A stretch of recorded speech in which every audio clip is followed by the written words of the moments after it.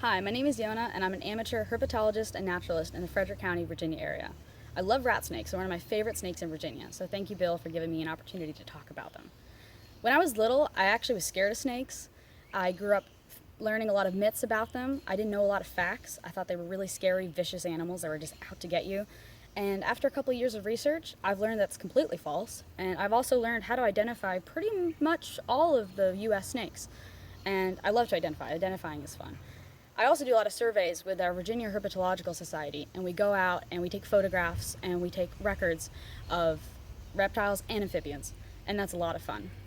I also have pet snakes. I have 5 of them, 2 of which are rat snakes. This is Tsuki. You'll see another one of my younger rat snakes, and you'll also see a rescue rat snake that I rescued from a washing machine. Rat snakes will climb pretty much anything offered. That could mean a house, trees, any kind of other building, roofs, and also your face. This is a gray rat snake.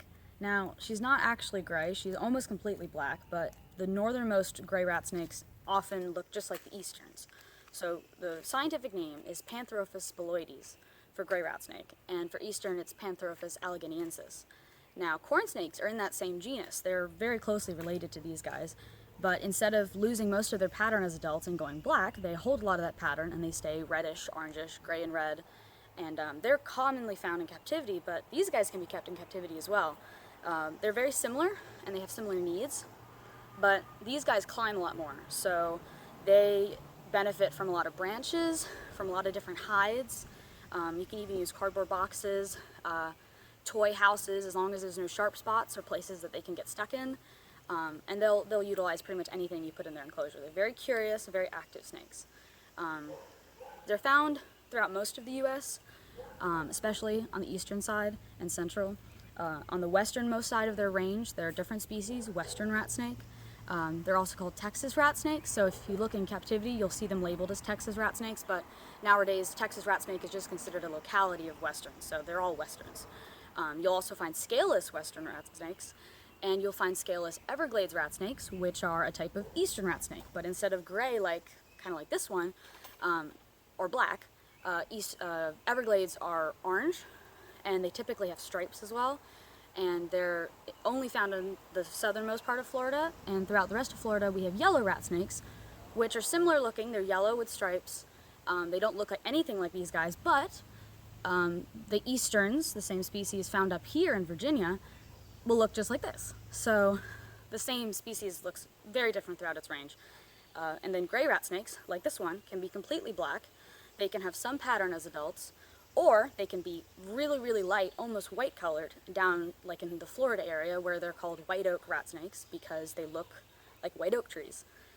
And then generally, throughout all the different species and the different localities, as babies, they look completely different than this. So they have typically a light brown background color, and then their pattern are these brownish, blackish shields. Sometimes they're called sheriff badges.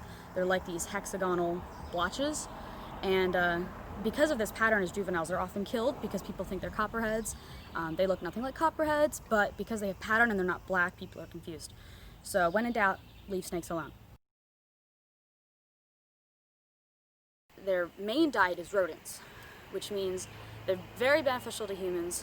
They are often found around farms because animal feed attracts rodents and clutter attracts rodents, and because of that sometimes they're killed. They're also called chicken snakes because they eat chicken eggs and they'll eat chicks.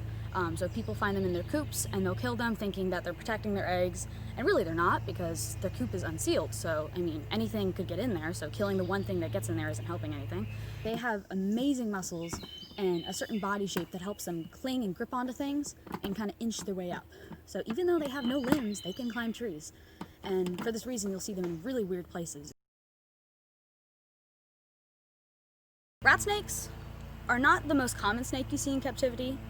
You'll see the red rat snake, the corn snake, and you'll see ball pythons a lot, king snakes, boas, but these guys typically you don't see as often, especially not the black versions. You'll see maybe western rat snakes or Everglades rat snakes, which are orange, and maybe even see scaleless versions of either of those.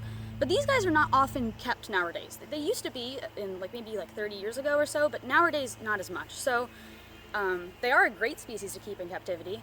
They're typically pretty docile. They can be defensive when they're younger, but typically as they age, they mellow out.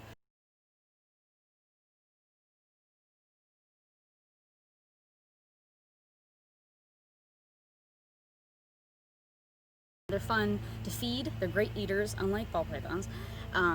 They're very rarely going to refuse a meal unless something is wrong or they're really stressed.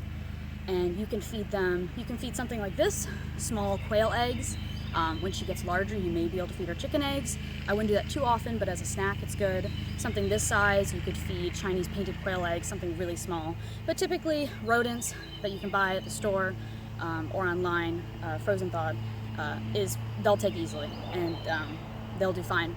On rodents alone, if you give them some quail chicks, it's good for variety. Some eggs, good for variety. But these guys are great eaters.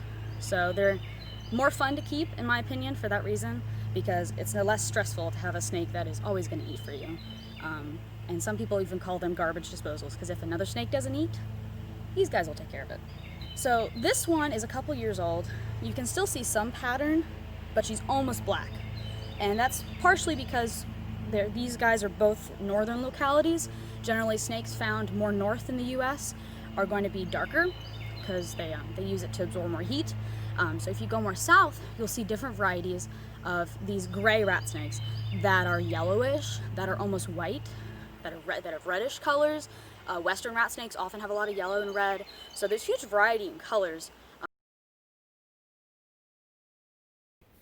So rat snakes, while harmless to humans, can bite. Anything with a mouth can bite. And as you can see, this guy has gotten tired of being the show in my little video, and he's latched onto me. And they typically don't hold on this long, but he did, showing his unhappiness. But as you can see, I bled a little, didn't even hurt. Not worried about it. And he is just showing me that he wants to be left alone.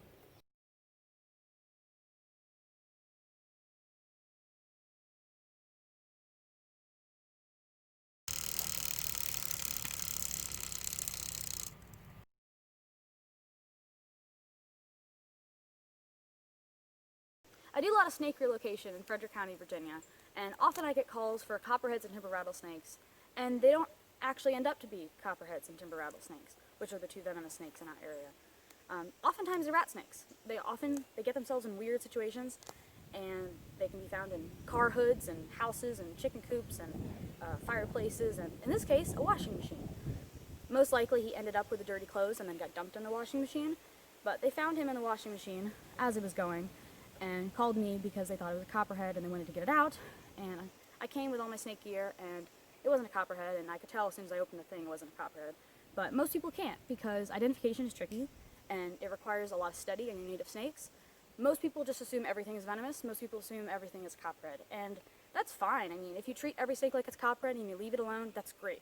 But if you treat every snake like a copperhead and you try to kill it, that's not great, especially if it turns out to be a copperhead, because that's how you get bitten.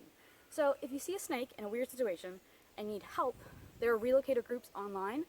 You can look up free snake relocation directory, and I'm in there, and there's a lot of other people in there. You can search your location and find relocators for your area. But if the snake is not in a weird situation, if you're just outside and you see a snake, the safest thing to do is just leave it be. You can just give it space, even if it's something venomous, even if it's a timber rattlesnake. It's not going to bother you if you don't bother it. Now, rat snakes are often the ones that get into these situations. So there's actually a Facebook group called Rat Snakes in Predicaments, specifically kind of show-telling all the crazy situations these guys get into. And it's a fun group. You should check it out.